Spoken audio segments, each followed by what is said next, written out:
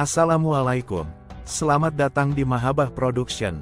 Saya Taufik Kliwon dan di sini saya akan berbagi video mengenai kisah Rasulullah dan Waliullah. So stay tune.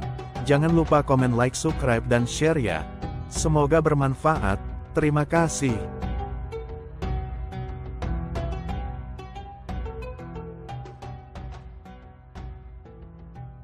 Kisah tentang perjuangan Kiai Asad melawan dan mengusir para penjajah sudah banyak ditulis di berbagai media dan buku-buku yang diterbitkan. Pahlawan nasional yang penuh dengan keberaniannya ini memimpin umat muslim untuk berjihad demi tanah air. Salah satu bukti keberaniannya dikisahkan dalam buku KHR. Asad Syamsul Arifin, Riwayat Hidup dan Perjuangannya.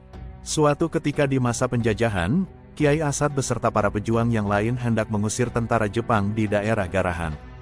Kiai Asad bersama ribuan anggota pelopor dengan pedang terhunus, mereka tampak siap mematahkan tentara Jepang jika tidak mau hengkang dari Garahan. Dengan pekik merdeka yang menggema dan kumandang takbir, Allahu Akbar, yang mengguncang langit besuki, kedatangan Kiai Asad bersama rekan-rekannya, Surjadi, Kiai Dofir, dan Kiai Munir, disambut dengan antusiasme dan harapan besar oleh masyarakat setempat. Peristiwa ini menjadi momentum penting bagi warga Besuki untuk menyampaikan aspirasi mereka yang telah lama terpendam kepada pihak Jepang.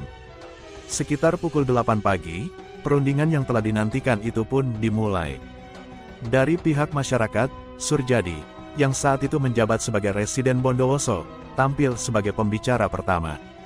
Sebagaimana yang telah diperkirakan, Surjadi secara tegas meminta agar tentara Jepang segera meninggalkan Garahan.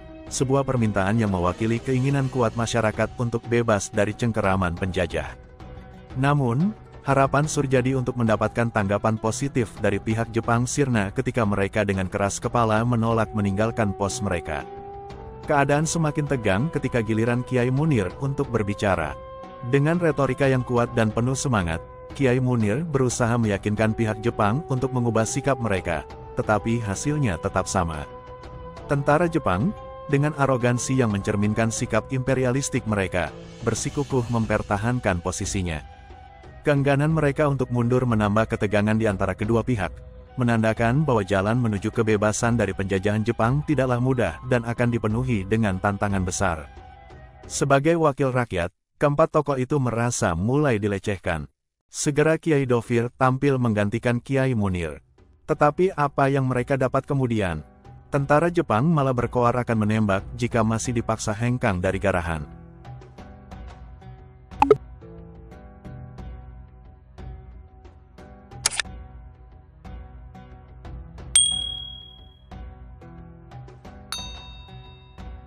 Khawatir misi pengusiran gagal, Kiai Asad kemudian mencoba menyadarkannya. Disinilah terjadi perdebatan sengit antara Kiai Asad dan pihak Jepang. Pihak Jepang ngotot bertahan, karena mengaku panglimanya sudah mengadakan pembicaraan dengan Soekarno. Mendengar ucapan itu, Kiai Asad langsung berteriak, "Saya tidak tahu panglima, tidak tahu Soekarno. Negeri ini milik bangsa Indonesia, bukan milik Jepang dan bukan milik Soekarno. Dan kamu semua harus segera meninggalkan negeri ini." Sentak Kiai Asad sambil menggebrak meja. Sungguh di luar dugaan. Gertakan Kiai Asad itu ternyata cukup ampuh. Beberapa wakil Jepang yang berunding kala itu, langsung gemetar dan bersedia tanda tangan persetujuan pemulangan tentara Jepang, hari itu juga. Setelah penandatanganan pemulangan, barisan pelopor meluncuti senjata tentara Jepang. Sesudah itu mereka diangkut ke Tutul, sebuah tempat berhentinya kereta api, di wilayah Jember. Dari Tutul mereka diangkut dengan kereta api menuju Surabaya. Semua persenjataan dan gudang amunisi dikuasai barisan pelopor. Termasuk juga gudang logistik.